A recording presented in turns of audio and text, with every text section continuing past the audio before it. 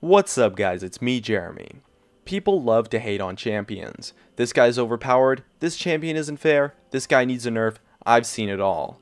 The only thing that people hate more than their teams in solo queue are these 10 champions. Everyone has their own select bunch that they absolutely despise, and so I've brought together the champions that people love to hate the most. Let's get started. At number 10, it's Katarina, and with the snowballing potential she brings to the table, this avalanche of a champion is a crazy pub stomper, and when she gets a lead, it becomes an unstoppable force that leaves you and your team thinking, what the hell happened? And being great at roaming, she can pick up a few kills to start the snowball around the map without you as her lane opponent actually making the mistake of dying to her. And not to mention she has all of these ridiculous damage reduction and movement speed passives that really go a long way and result in a lot of salty opponents. At number 9, it's LeBlanc. This burst damage assassin is sure to rustle the jimmies of your AD carry when taking them down, and let's not forget her free ticket to safety by jumping back. With the quadruple jump in her kit, this champion really reminds me of Checkers, and anything with a quadruple jump in that game is a total nightmare, and LeBlanc is no exception. With easy to land burst damage and some nice kiting mechanics as well, LeBlanc is quite frustrating to face, and laning against this champion is not a fun experience. And with a passive to generate not only a clone of herself, but to give stealth, LeBlanc's survivability is way too ridiculous and leads to some gameplay moments that are very frustrating to face. Next up at number 8, it's Vayne. Any late game scaling champion can be quite annoying. You destroy them in lane, and in the next team fight you're left wondering who the hell fed the 0-4 Vayne? Well, it was nobody, and with the stealth and tumble mechanics to outplay you, this late game monster really takes the cake for the most annoying late game playstyle that really capitalizes on the throws that you and your team are guaranteed to make in a game.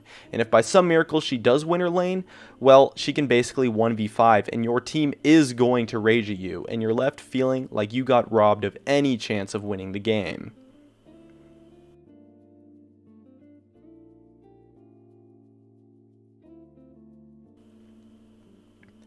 And at number 7, it's Yasuo.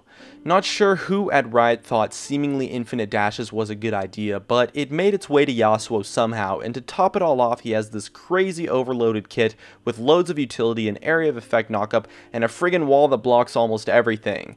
Although he might be a little bit easy to counterpick, if you can't get that matchup, it's going to suck, and a fed Yasuo will destroy the entire game, and is going to leave you shitting the bed with some nasty outplays.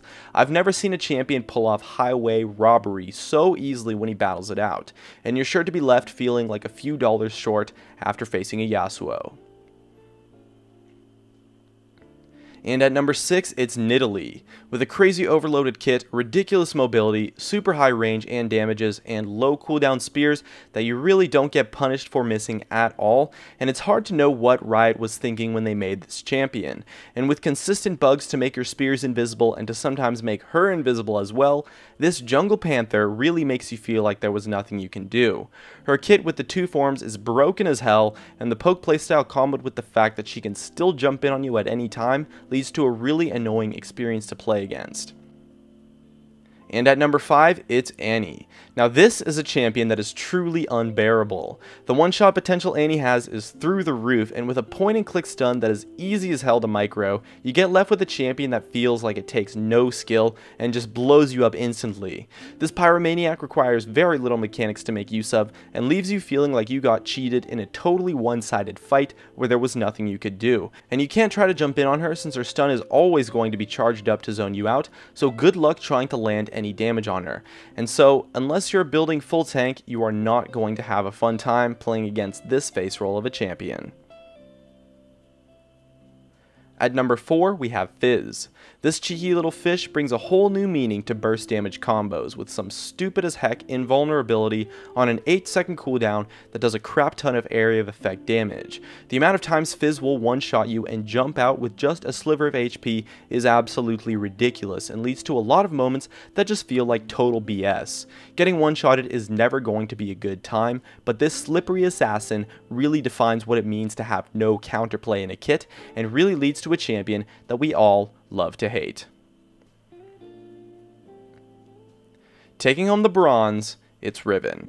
Remember what I said about LeBlanc's quadruple jump? Well, Riven takes that to a whole nother level in being a resourceless, snowballing avalanche that leaves you with nothing to do in lane and the ability to 1v5 with just a couple of kills picked up. Getting beaten by a Riven never feels fair, since if she gets in range, she kinda just spaghettis all over you and you're dead guaranteed. And it doesn't help the fact that Riven players are statistically the most toxic players in League of Legends. I mean, the fact that someone plays Riven makes them literally twice as likely to AFK in the game than if they played any other champion. Oh, but it's okay though, because all Rivens are Diamond 1 Smurfs. And at number 2, it's Rengar. And let me tell you, ball is not life when you're constantly getting dunked on by this catastrophe of a champion. Rengar will continually pop out of nowhere to one-shot you with an insane gap closer with stealth, and let's not forget some nice crowd control and loads of healing in his completely broken, resourceless kit. Not sure why stealth comboed with burst damage is a thing in the game, but Rengar takes it a step further and creates some totally one-sided gameplay that leads to a lot of rage-induced moments. And God forbid this champion somehow gets a lead on you with his stealth gap closer burst damage utility combos because, well, you probably just won't be playing League of Legends for that day. And last, but most certainly least, it's Teemo. A champion does not earn the nickname Satan for no reason, and the feeling of getting away from a fight with just a sliver of HP only to step on a Teemo shroom is easily the most frustrating and soul-crushing thing to ever happen in the game. And this little Yordle shit is by far the most annoying champion in the game with his stupid little laugh, shrooms all over the map to take out half of your entire health bar, and the blind to stop you from any chance of fighting back at him. And having the stigma amongst the community certainly hasn't helped and has led to Teemo being the most hated champion in League of Legends.